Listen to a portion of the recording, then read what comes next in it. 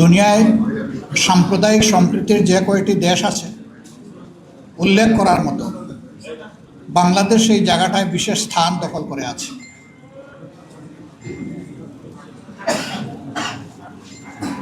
এখানে যারা আছেন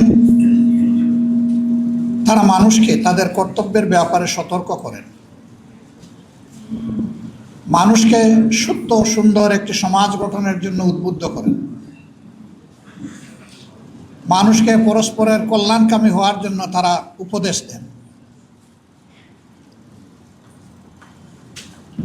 তারা রসুল করিম সাল্লাল্লাহু আলাইহি ওয়াসাল্লাম মানব জাতির প্রতি যে ঐতিহাসিক দায়িত্ব পালন করেছেন, দ্বীনের আহ্বানকারী হিসাবে, দাঈল আল্লাহ হিসাবে, এ দায়িত্বটা তারা পালন করেন।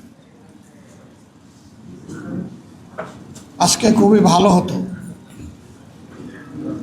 সারা বাংলাদেশের ময়দান, এমনকি দেশের গণ্ডি অতিক্রম করে অনেকেই বিশ্বে দাঈল আল্লাহ হিসাবে যারা কাজ করেন, তাদের অভিজ্ঞতা এবং অবজারভেশন যদি নিজ কানে শুনতে পারতাম অনেক ভালো লাগত। কিন্তু সময়ের সংক্ষিপ্ততার কারণে এই পর্বটা আমাদের হয়ে ওঠেনি।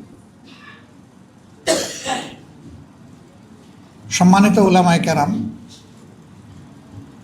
এটি ঠিক যে বাংলাদেশের 90.8% মানুষ আদমশুমারি, সর্বশেষ আদমশুমারি অনুযায়ী মুসলমান, বাকি হিন্দু, বৌদ্ধ এবং খ্রিস্টান।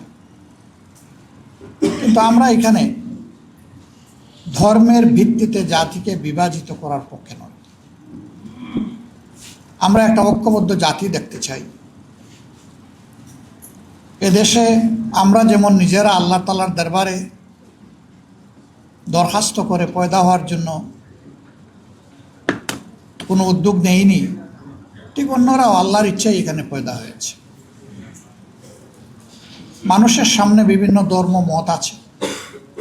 আল্লাহ তাআলা বিবেকের শানিত শক্তি দান করেছেন। মানুষ তার বিবেচনা এবং বিবেকের জায়গা থেকে সে ধর্মকে গ্রহণ করবে। এ জায়গায় আমাদের দায়িত্বটা কি? আমাদের দায়িত্ব হচ্ছে আল্লাহ তাআলার দেওয়া শাশ্বত বিধান,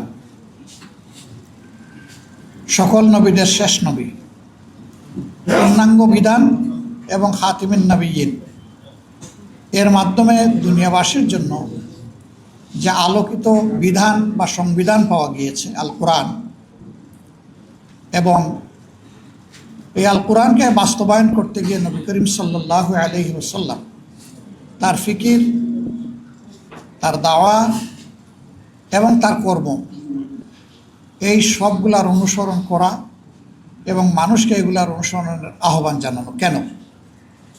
মানুষ সমাজবদ্ধ জীব। মানুষ একা একই বাঁচতে পারে না, বাঁচা অসম্ভব। এই সমাজে চলতে গেলে পরস্পরের সহযোগিতা লাগবেই। প্রাত্যহিক জীবনে এটা একটি অনিবার্য, অপরিহার্য প্রয়োজন। এটাকে উপেক্ষা করার শক্তি আমাদের কারণে। এবং সেই ক্ষেত্রে আমি যখন নাগরিক সেবা নেব, সেই নাগরিক সেবা যারা দিবেন তাদের বিভিন্ন ধর্ম, বর্ণ, গোত্রের পরিচয় থাকতে পারে, কিন্তু সেবার জায়গাটায় তিনি একজন সেবক, আর গ্রহীতার জায়গায় আমি একজন গ্রহীতা। বাজারে আমরা সওদা করতে গিয়ে প্রথমেই জিজ্ঞেস করি না যে আপনার নাম কি, আপনার ধর্ম কি। প্রথমেই দেখার চেষ্টা করি আমি যে সওদাটা কিনতে এসেছি মানসম্মত সেই সওদা এই দোকানে আছে কিনা। যদি থাকে এবং তার দামটাও যদি আমার কাছে গ্রহণযোগ্য হয়, যথাযথ মনে হয়, তাহলে আমি এটা দেখেই কিন্তু আমি আমার সওদা কিনব।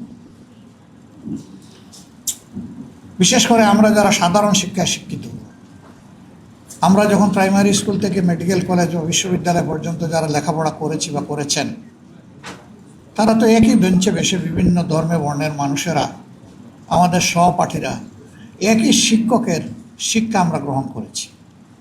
সেই ক্ষেত্রে কেউ কাউকে তাড়িয়ে দেয়নি যে তুমি অমুক, এখানে বসার অধিকার তোমার নাই, তুমি মাইনরিটি, তুমি কেন এখানে, এটা কেউ বলেনি। এটা বলা হচ্ছে হীনমন্যতা। এটা তার অধিকার, সে এটা পাবে। আমার যেমন অধিকার তারও তেমন অধিকার।